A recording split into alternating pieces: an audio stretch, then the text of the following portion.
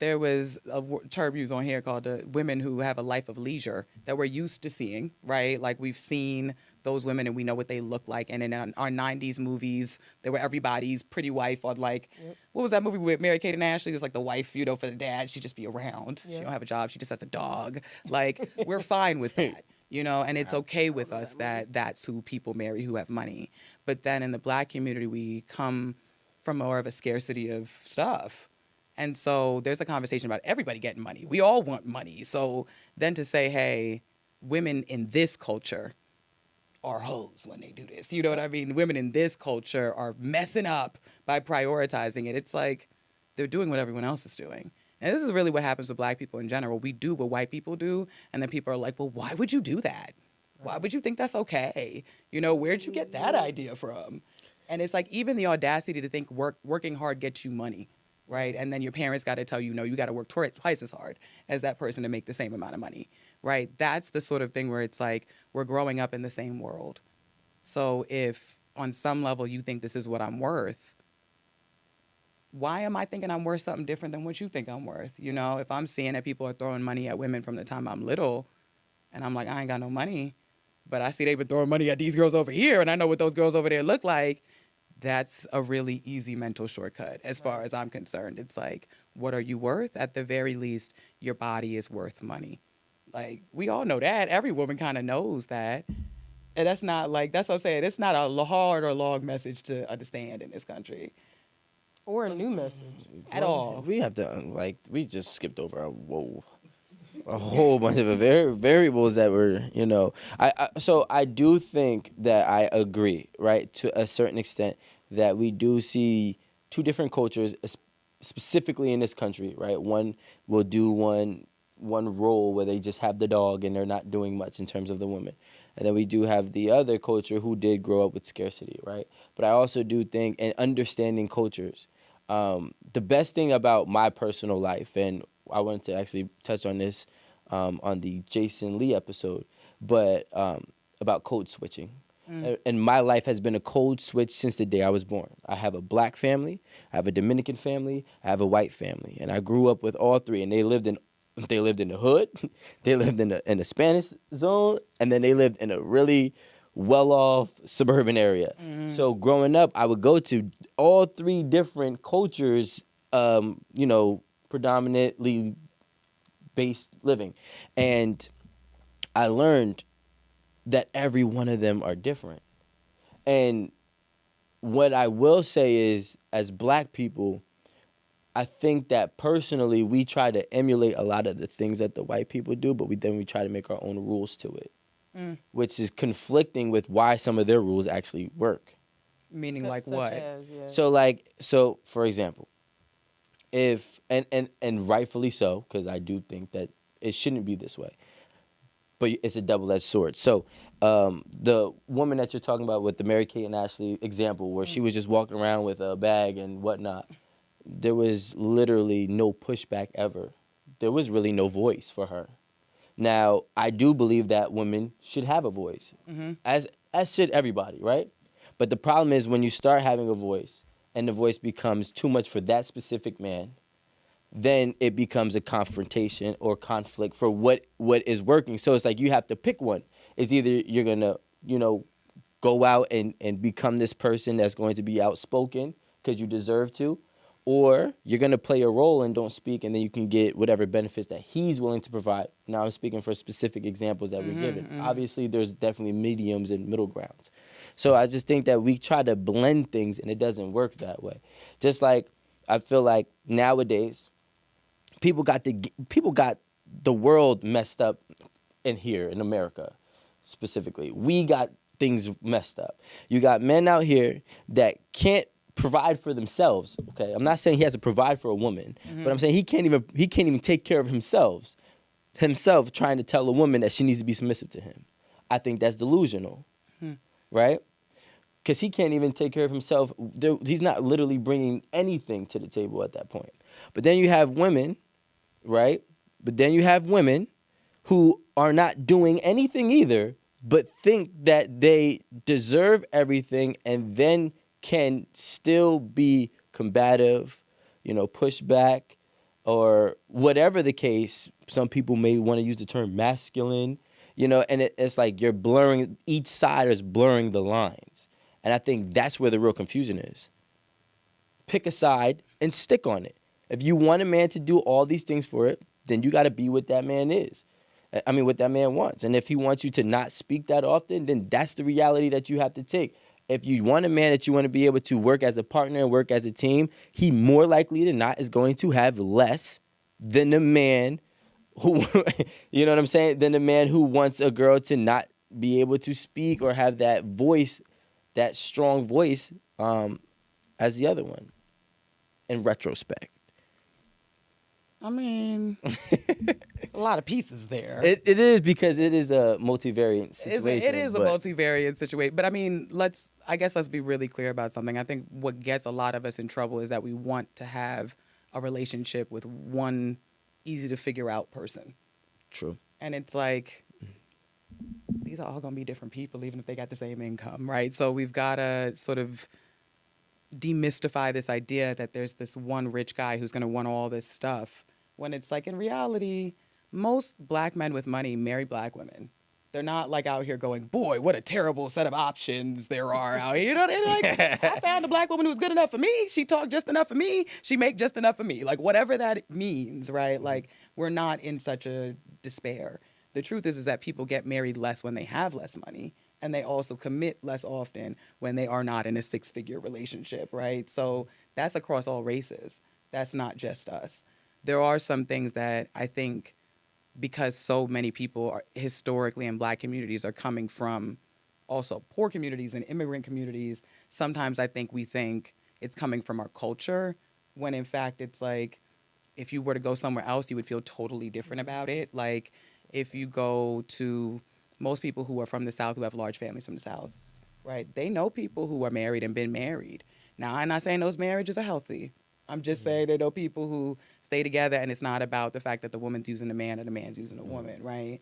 And I think in the black community, we don't give ourselves enough credit for the fact that we're better at maintaining close relationships and family than most other cultures are, right?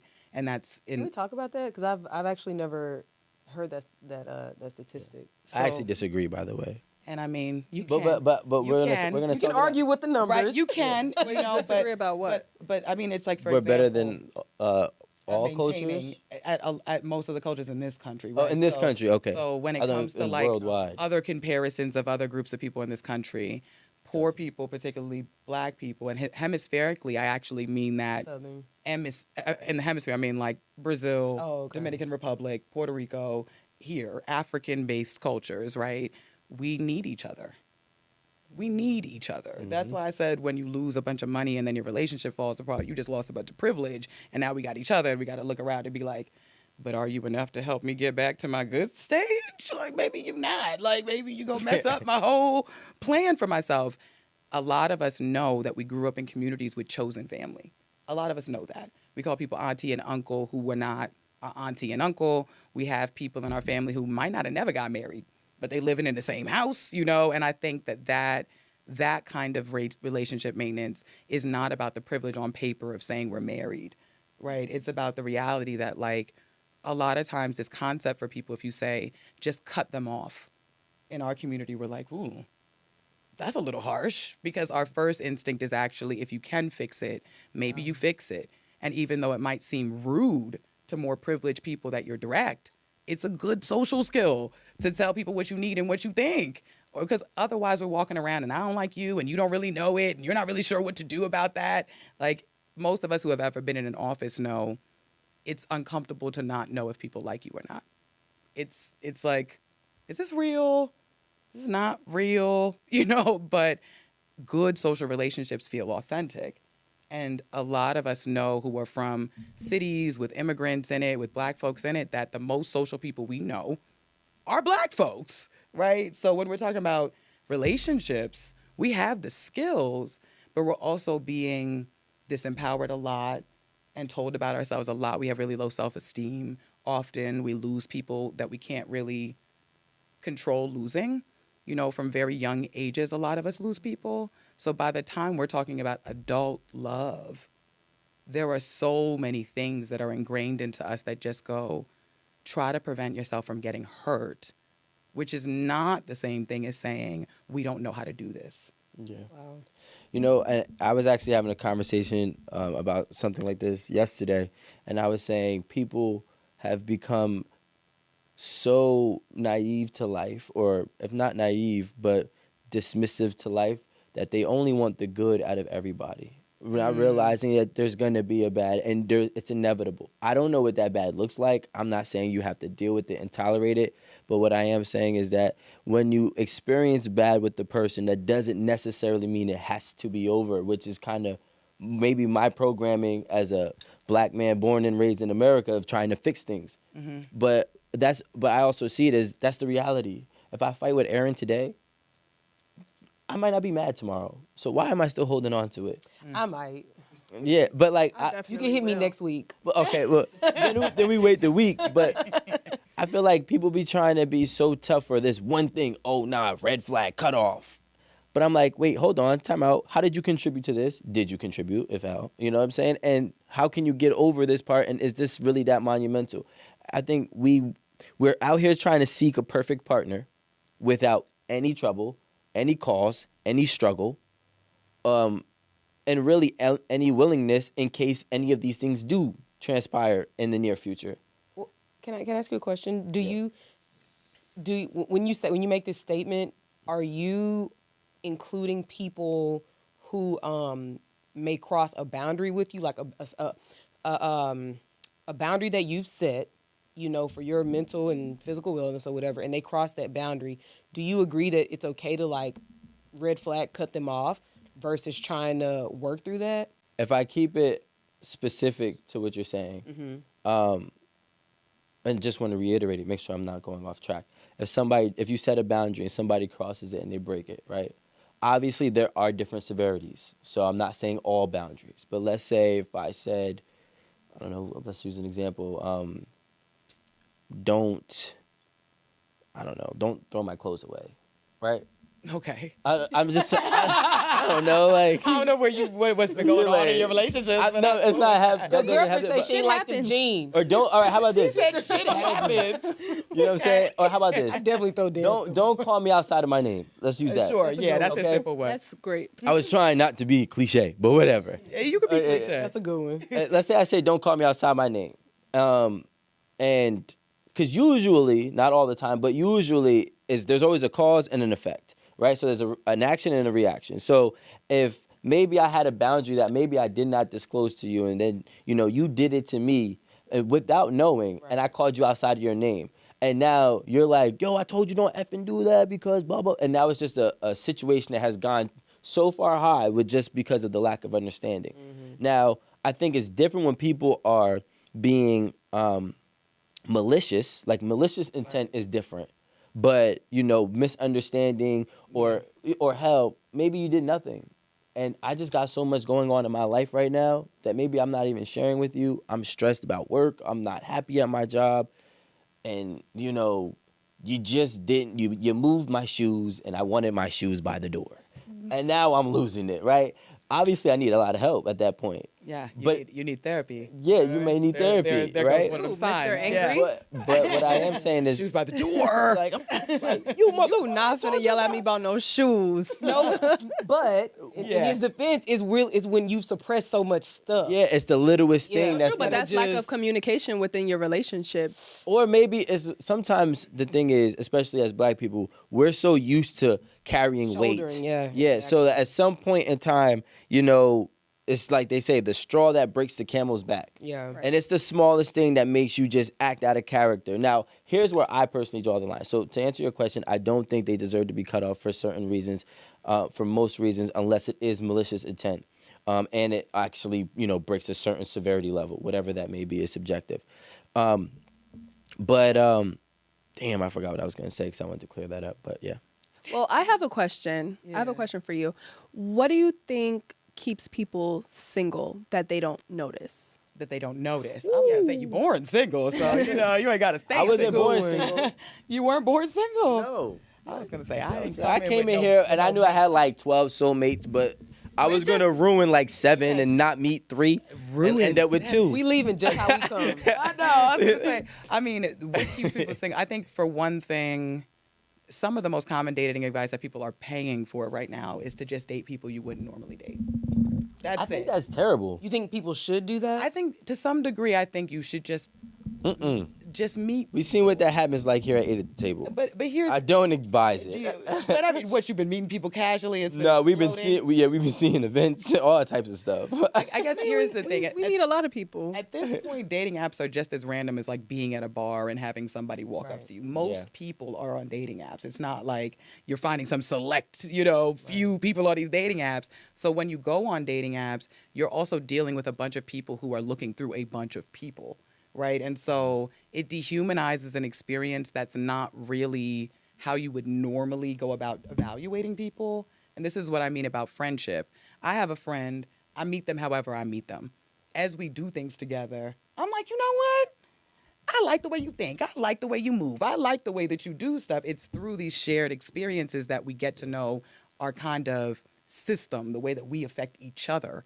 You don't have to be perfect to be in love and have a good relationship. In fact, you don't even have to be exactly the same. You can have a lot of things that are not the same. I think that's the problem with dating apps, Yeah. I saw this thing on Twitter yesterday. It was really bizarre.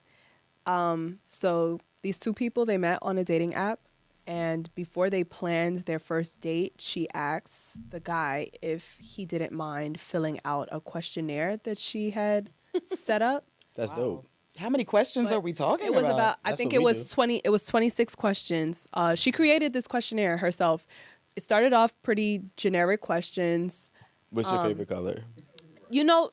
Regular shit, What's right? your size? Then it kind of, and then it got a little weird. Like it was a toilet paper question. Do you think that the toilet paper goes like under, or do you Over. roll it, or over?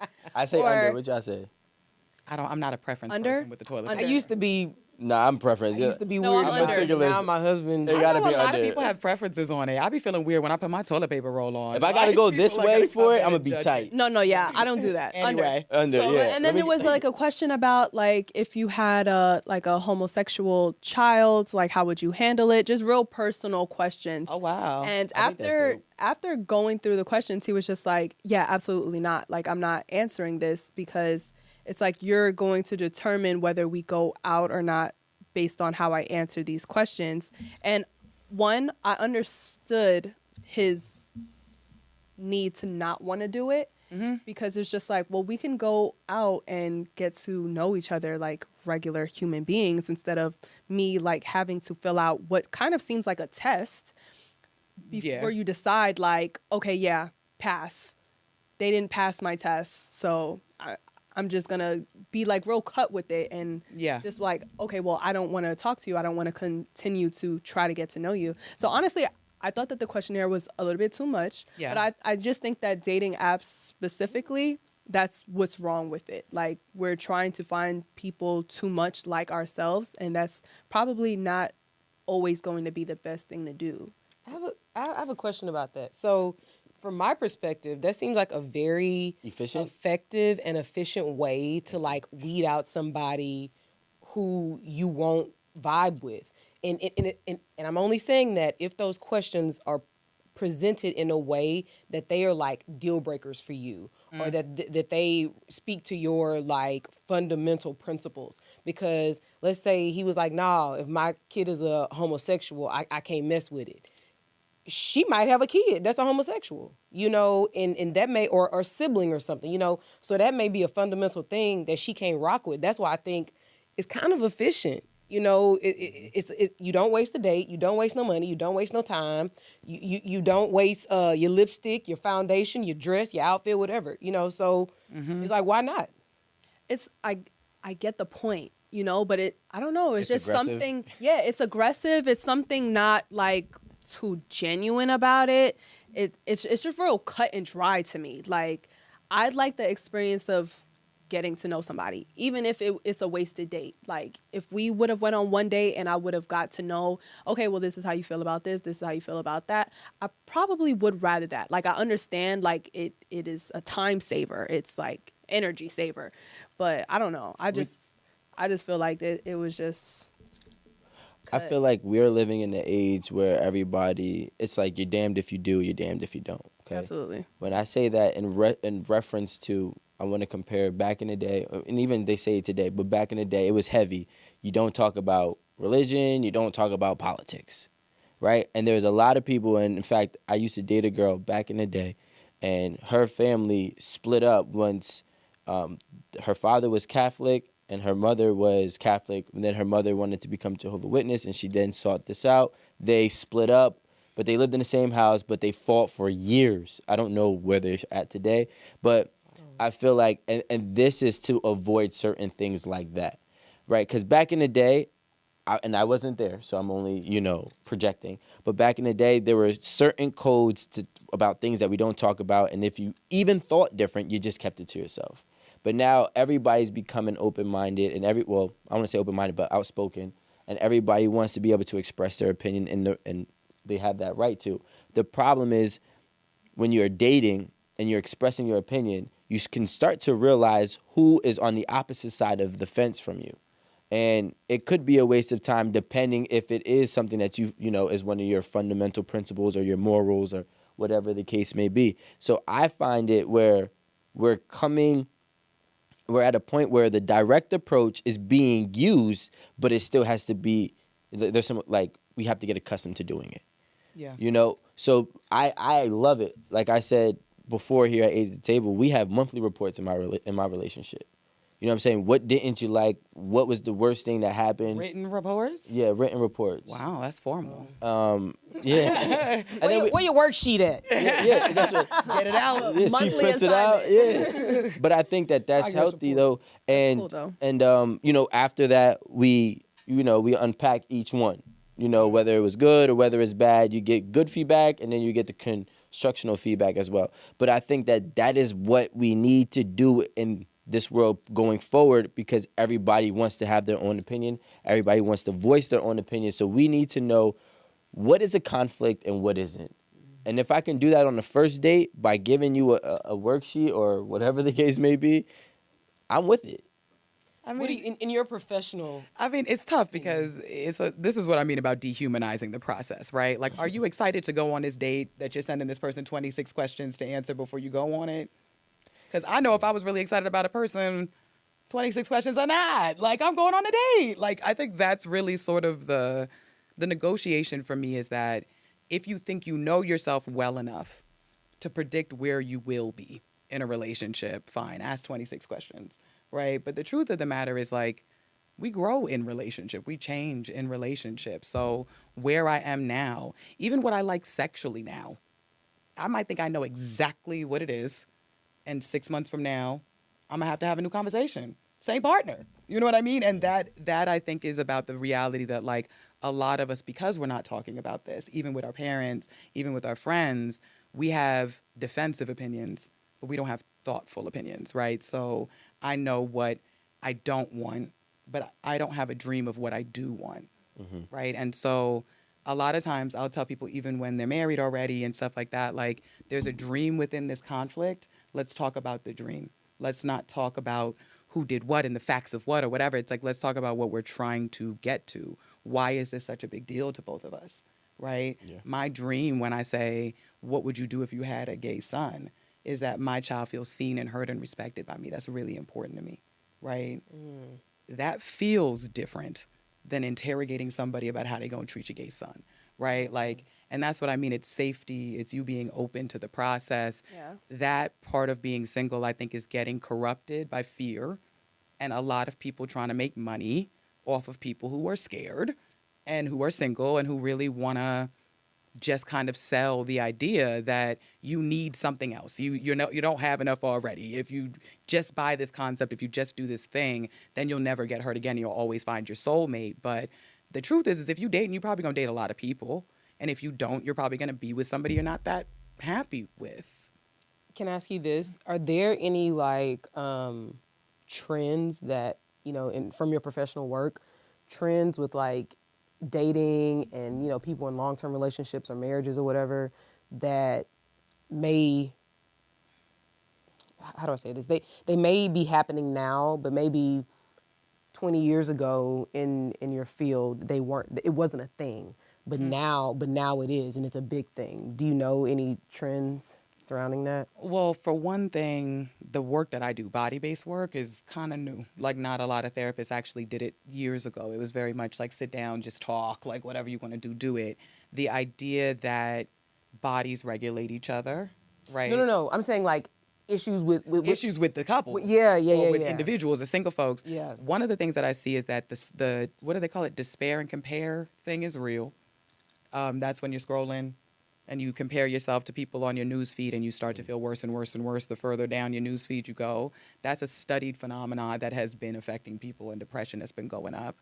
Also, suicidality and self-harm has been going up amongst Black folks, which is hard for parents and partners to kind of understand and empathize with.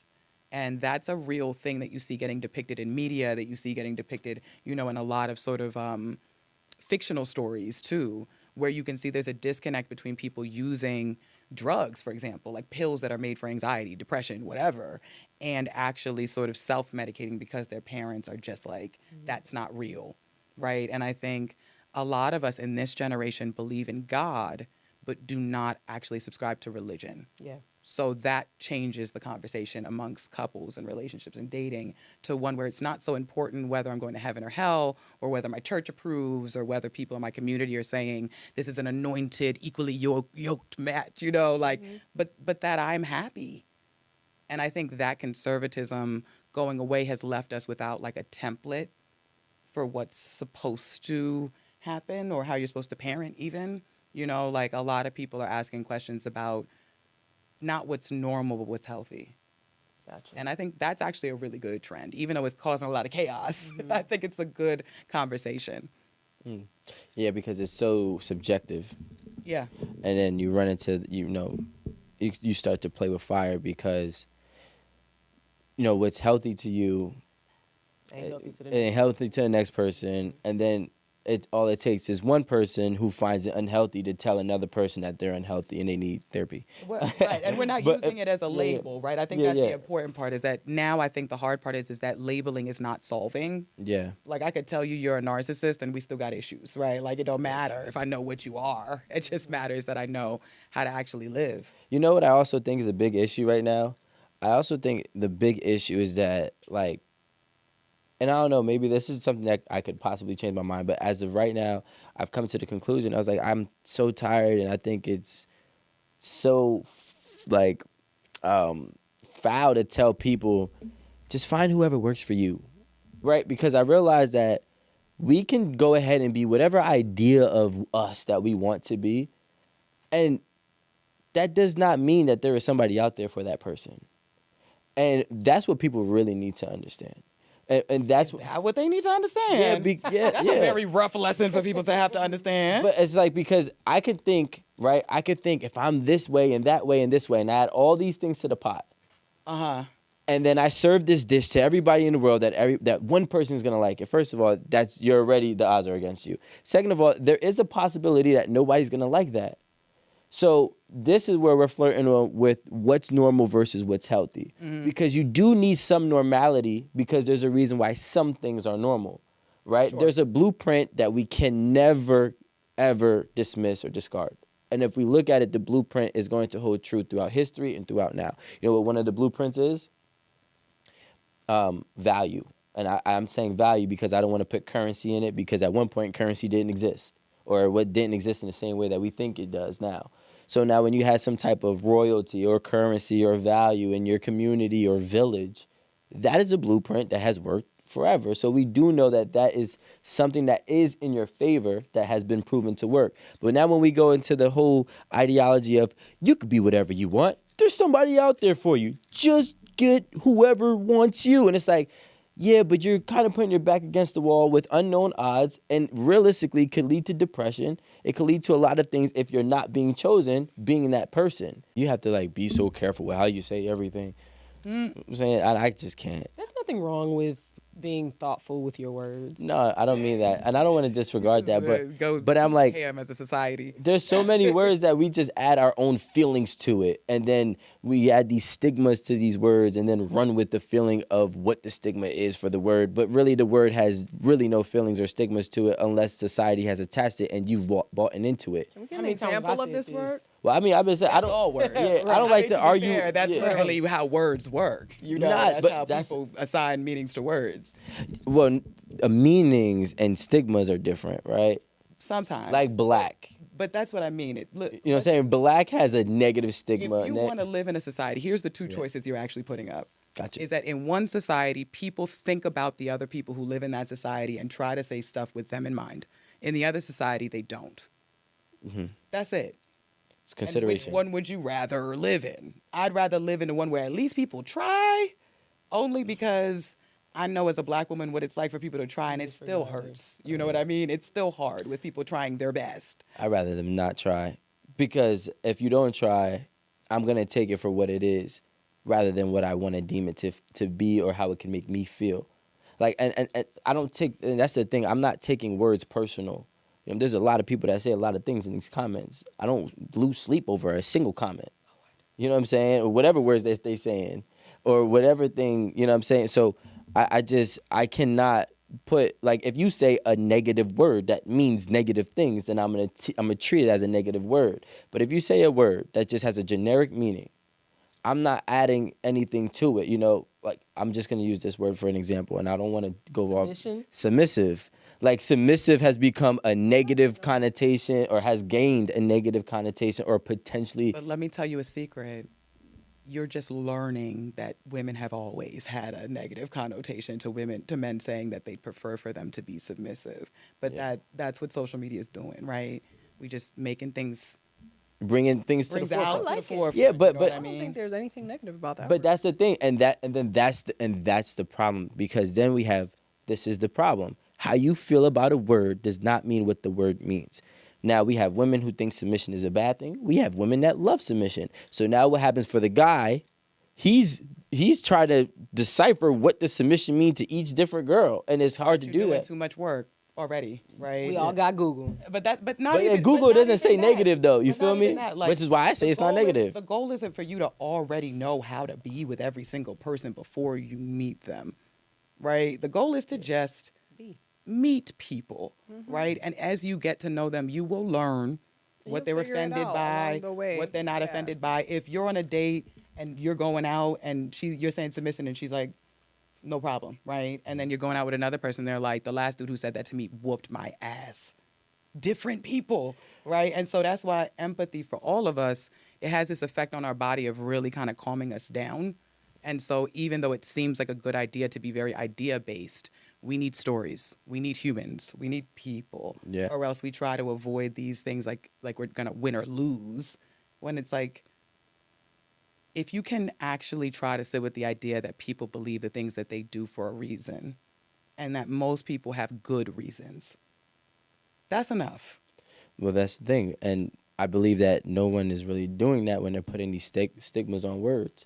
They believe everybody has ill intent, you know, or they're brainwashed, or they're this, or they're that, and that's the problem. Is we're only putting these negative connotations on people and what they're saying from the immediate introduction, right? Because of what we have bought into and subscribed with, what the world that we live in may deem it as. But you understand why a stigma would come with a word like submission, though, right? Yeah, no, I understand, but I also understand why it doesn't. So now, But we Yeah. don't have to jump over to the debate side. You see what you did there? no, I was just including both perspectives. And I get but this is the first perspective, right? That it has to be a debate.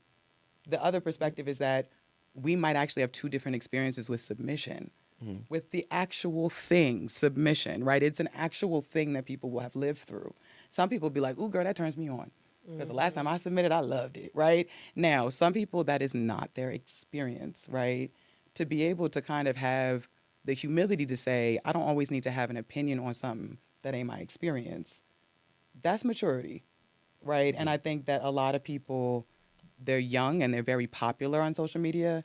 Like the most popular type of TikTok is a mental health TikTok, which is so weird to me right now. That it's like Really? if someone's like, I have ADHD and this is what it's like that's the most popular type of content. Over here. Yeah, Yeah. and I mean, Yeah. what is popular here is also very popular other places. Nah. Like there's a whole study on that, especially TikTok. Like in Japan, the most popular things is like science and inventative, not reels. Was it TikToks? Like videos. Like of the like Yeah, tech they stuff. control the algorithms, and actually here we have a very delegated algorithm for stuff like mental health, for stuff like chaotic. Well, I'm saying chaotic in my own, but like men versus women type of things. The algorithm changes per region, which is something to take note of as well. But I do agree. But my thing is, I want to take it a step further because I want to say I do align with what you're saying, having the compassion and empathy, and basically the awareness of what a word can mean to somebody. But nobody's off the hook. So when I say that, I mean the person that's using the word is not off the hook, as well as the person who's taking it to make it deem a certain way because of their own experience. Which saying that I'm not saying that their experience is invalid, but I'm saying that that does not necessarily mean that for that. Now, certain words like the R word, that is negative. You know what I'm saying? That is something that we are all. The biggest thing that I'm trying to do when I'm saying all of this about etymology is I'm trying to limit the miscommunication.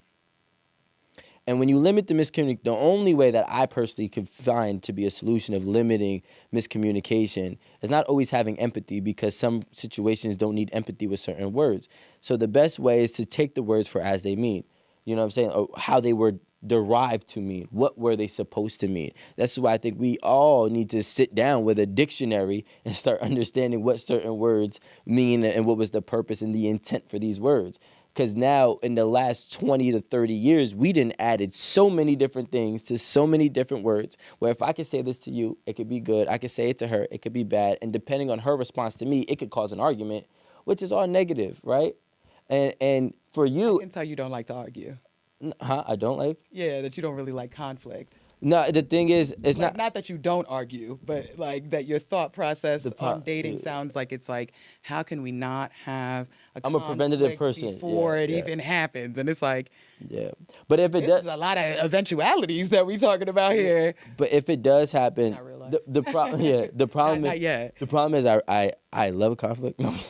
So I'm like, yo, So you're predicting it, before, huh? before I get myself there, let's just pull the plug. Like, Okay. you know, It's a safety plan for you. You got to predict the conflicts because you're going to have some anyway. yeah, like you know what I'm saying, like, but here's the thing.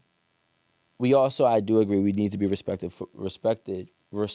for what certain things mean to certain people. And I just think that we have not learned how to speak to each other at this point in the same in the same tongue. You know what I'm saying? We know how to speak to each other, but not with the same intentions, not with the same words, not with the same meanings of these words, which is causing the miscommunication, which is causing the fights. And you know, believe it or not, one situation can change a whole person's life. Sure. A lot of arguments, I don't know the stat, but I'm assuming a lot of arguments in this country specifically have probably turned into a assault case. And some of this could have started with just a simple misunderstanding on how the communication has even, was presented. And in my work, it's about looking beyond what people are saying and looking at what's behind the way they say it, right? Like Sure. if somebody's really triggered by you saying the word submission, right, there's a whole different body behind the things that they're about to say than a person who just isn't. And with somebody, when we feel safe with each other, we can talk, we can connect, we can be creative, we can brainstorm. When we feel threatened, we go into a different headspace, and it's not social. It's sort of necessarily not social. And you'll even notice it if you're a little stressed. Like if you are doing something at work and you're really focused on it and somebody comes to talk to you, your personality's not even the same as if you had nothing. You'd be like, what? Huh? Like, and it's like, that's not you, but that is how you are when there's something that you're sort of, there's a bigger goal here than the social part. And I'm trying to protect that. You're threatening that right now. Yeah. And a lot of times when you see people who are really judgmental, the judgment is a way of feeling safer. So usually, like mentally, we don't judge people a lot if we feel safe. We're like, okay, why are you doing that? That seems interesting, whatever. If we're judging a lot, we tend to feel unsafe in something that's happening, right? So I even in myself, I'm like, damn, if I'm judging people, what's threatening me that's making me kind of do this to everybody surrounding me? Like, what is it that's making me uncomfortable? And 9 times out of 10, it's something that I've sat with but not totally figured out, or, I don't know how I feel about it. And so they're bringing it up. It's not resolved in me. And I'm the type of person who likes to have things figured out. You know what I mean? So I'd be like, say words, defend yourself. You know what I mean? But it's like, well, you can't trust what I'm saying in that state. That's not my safe answer. That's my self-protective answer. Yeah. And if we were going to talk about why people stay single, dating in that state rather than dating in safety is going to guarantee you're moving towards disconnect and not connection. Right? Yeah, you deserve another like award. I just want to say that was very well put. Quick, not even a quick question, but we only have a few minutes left, so I wanted you to hopefully like leave us with some parting words for our viewers, and whether you're looking for love, whether you are coming out of a bad relationship, what can you do for self-love, like what just and obviously in your findings, and then being on social media, and something that's really helpful, because I think that it'll resonate with somebody. I think a lot of times we think the work is in figuring out how to be because we've heard what other people think about us. Like, if we're honest, most of us know kind of or have a theory about, if we're honest, a lot of us have a theory about, like, why was I rejected? Like, the last time that somebody didn't love me enough or care about me enough, what was the reason I told myself that happened? And we spend a lot of mental energy trying to become versions of ourselves that will never get hurt again. When in reality, I think the work is in saying, this can't be that important. This can't be your worth as a woman, your worth as a man is determined on whether or not this woman or man likes you or respects you or appreciates you. You have to be willing to say, this ain't going nowhere. This ain't going nowhere good, right? And if I can say this ain't going nowhere good, then at some point I can say it might have even been worth it for the time we spent together. But we have to be able to acknowledge that, like, if we can't deal with letting go, if we can't deal with loss, if we can't deal with rejection, we really can't deal with dating. And so, we'll hold on to really bad situations for a long time, trying not to feel that last little piece, right? And then when we get out of it, we're like, never again, right? But the truth is, it's like, if you can trust that your safety belongs to you, not the person you're going on a date with, then if you move away from that safety, something's wrong. This person isn't helping me feel like me. I'm getting outside myself just by dating them. Stop then. Honestly, just stop. If you're excited and you want to keep going, it feels like there's growth and there's possibility, continue. It really can be that simple. Like, if it's exciting, if you want to keep doing it, do it. If you don't. Because the version of you who shows up, even though you don't feel safe, is not really you. It's probably not even, you probably can't even remember all of what you said in that state. So it's just like, slow down.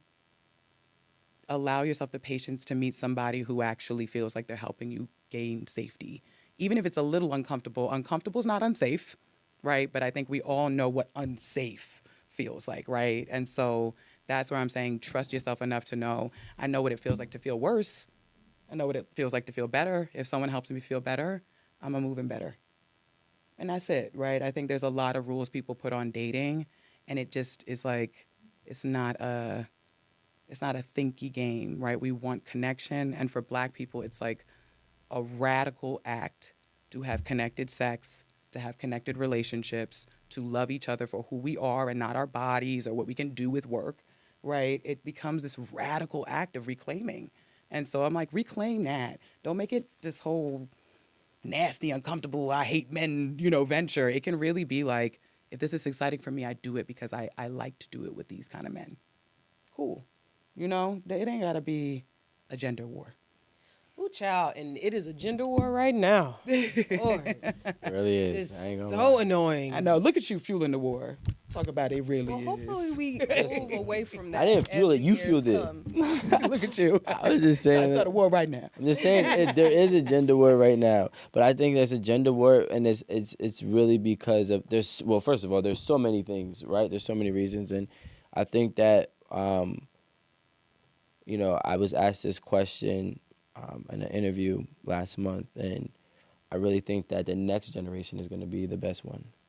They 'Cause they're taking gonna- our advice and they're scaring the hell out of me. I'd be like, I get you have boundaries, but you can't just be telling your boss about your boundaries. I can but feel myself getting triggered. Like, what? I'm not going to work That's today. hard, though, You crossed the boundary. Right. Okay. So first of all, what's my salary going to be? Let's talk about numbers. I'm like, what? No, the world is changing. But when in, everybody like, does it, it's now the new super- norm. That's what I'm saying. It's scaring my enormous ways. black survival self. I'm like, My black survival. You're not supposed to ask that. No, yeah. You know? But you're not supposed to ask them about money. What if they don't hire you? You know, it's like you feel like you're going to die if you do that stuff. That's why it's like, that's why people really sometimes they'll see their kids and freak out. Because it's like, because if they did that, do you understand what would have happened to them? Their bodies, like, I remember the days when I used to, like, and it's like, Well, I spoke up. yeah, that's why they're grabbing you so quick. But this was definitely great. Can you do us a favor before we sign out? Tell them where they can find you and anything that you may be having coming up or anything Sure. that you may have, going on. Let's talk about the things. You can find me at my page where I just be giving out random advice and therapy bits at People Always Ask, which is PPL Always Ask on Instagram. I'm also hosting a retreat with Max Stanley Kazo, who is a couples therapist. And so I'm going to be addressing all the trauma issues that the couples got, and he's going to be addressing all the communication issues so that we can do it one person at a time instead of trying to do a mass message. And it's called the Black Love Retreat. It's going to be going down February 22nd in my home island, which is Tortola in the BVI. Oh. Wow. Yeah, I'm just like a little Trying to get an secretly account over there. Caribbean, Yeah. But definitely want to say we appreciate you for coming through. You actually got an award. You told me you were going to win me over, and you did. So kudos I feel proud to of you. myself. I you feel know. really good about that. Yeah. But everybody who's been liking and subscribing, thank you. Hey, listen, check out our website. Get whatever merch, games that you do like. Support us. That is one of the best ways to support us by going ahead and purchasing any of our merchandise or subscribing to our channels. We have our membership. We have our Patreons. This has been great. Chantel, you've been great. We'll see you next time at 8 at the table. See you next time. Peace.